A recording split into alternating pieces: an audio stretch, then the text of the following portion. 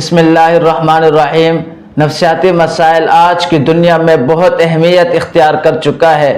یہ نفسیاتی مسائل ذہنی دباؤ، ڈپریشن اور انگزائٹی کی وجہ سے انسان بہت ساری بیماریوں میں مبتلا ہو جاتا ہے، مثلا شوگر، بلڈ پریشر اور معدے کی تذابیت جیسی بیماری میں انسان مبتلا ہو جاتا ہے۔ اور حیران کن بات یہ ہے کہ بعض لوگ اسی ذہنی دباؤ کی وجہ سے خودکشی تک بھی اتر آتے ہیں۔ اس نفسیاتی مسائل کی وجوہات اور ان کا حل اور پھر نبوی تعلیم کیا ہے، آج ہم یہ جاننے کی کوشش کرتے ہیں۔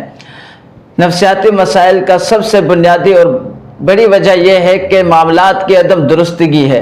انسان جب اپنے معاملات کو درست نہیں رکھتا تو جس کے بعد انسان ذہنی دباؤ کا شکار ہو جاتا ہے۔ دوسرا یہ ہے کہ انسان کسی معمولی وجوہات کی بنا پر یا بغیر کسی وجوہات کے بنا پر دوسرے انسان سے حسد اور کینہ رکھتا ہے، اور بسا اوقات انسان کسی دوسرے شخص سے جب قرض وصول کر لیتا ہے اور جب قرض ادا نہیں کر پاتا اور پھر قرض خواہ کی طرف سے مطالبہ بھی ہو تو ایسی صورت میں انسان ذہنی دباؤ کا شکار ہو جاتا ہے۔ اور یاد رکھنا چاہیے کہ ایسی صورتحال میں انسان کو چاہیے اپنی استطاعت سے بڑھ کر معاملات نہ رکھے، اور جب معاملات رکھے تو پھر اس معاملات کو درست رکھنے کی کوشش کرے۔ اور ایسی سچویشن میں انسان کو چاہیے کہ اپنے معاملات کو حتی الامکان جلد از جلد حل کرنے کی کوشش کرے، اور اگر یہ حل نہ ہو سکتے ہو تو انسان کو چاہیے کہ کسی طرح یہ کیفیت اس پر غالب نہ آ جائے، اس سچویشن کے متبادل شے پر توجہ دے۔ اور ایسی صورتحال میں ہمیں نبوی تعلیم یہ ملتی ہے کہ ایک مرتبہ نبی کریم صلی اللہ علیہ وسلم نے حضرت ابو امامہ انصاری رضی اللہ تعالیٰ عنہ کو مسجد میں ایسے وقت میں دیکھا کہ جب نماز کا ٹائم نہ تھا۔ تو آپ صلی اللہ علیہ وسلم نے وجہ پوچھی تو انہوں نے بتایا کہ یا رسول اللہ، میں طرح طرح کی پریشانیوں میں گھرا ہوا ہوں۔ تو آپ صلی اللہ علیہ وسلم نے فرمایا کیا میں تجھے ایسے کلمات نہ بتاتا ہوں کہ جب آپ یہ پڑھیں تو اللہ تعالیٰ تم سے غم کو دور کر دے اور اللہ تعالیٰ تمہارا قرض ادا کروا دے؟ تو حضرت ابو امامہ انصاری رضی اللہ تعالیٰ عنہ نے فرمایا جی ضرور۔ تو آپ صلی اللہ علیہ وسلم نے صبح شام یہ دعا پڑھنے کی تلقین فرمائی، اللہم انی اعوذ بک من الہم والحزن واعوذ بک من العجز والکسل واعوذ بک من الجبن والبخل واعوذ بک من الغلبۃ الدین وقہر الرجال۔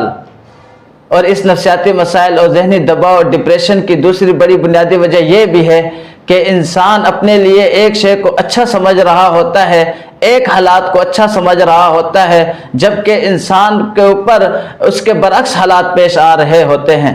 مثلا انسان یہ سمجھتا ہے کہ وہ اپنے لیے ایک جگہ کی ملازمت کو اچھا سمجھ رہا ہوتا ہے، جبکہ اس کے دوسری جگہ ملازمت مل جاتی ہے۔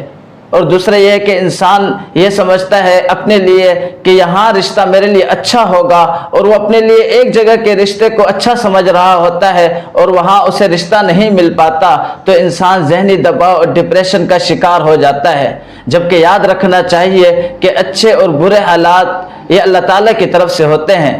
جب یہ انسان استحضار کر لے تو اس کے بعد طبی پریشانی کے باوجود بھی انسان کا دل مطمئن رہتا ہے اور انسان خوش رہتا ہے۔ اور ایسی کیفیت جب انسان پر آ جائے تو یہ دعا کرنی چاہیے ہر نماز کے بعد، اللہم انی اسألک ایمانا یباشر قلبی ویقینا صادقا حتی اعلم انہ لا یصیبنی الا ما کتبت لی۔ اور نفسیاتی مسائل کی تیسری بنیادی وجہ یہ بھی ہے کہ انسان کسی دوسرے انسان سے زیادہ توقعات اور امیدیں وابستہ رکھ لیتا ہے، جس کے بعد اسے وہاں سے نا امیدی اور مایوسی ملتی ہے۔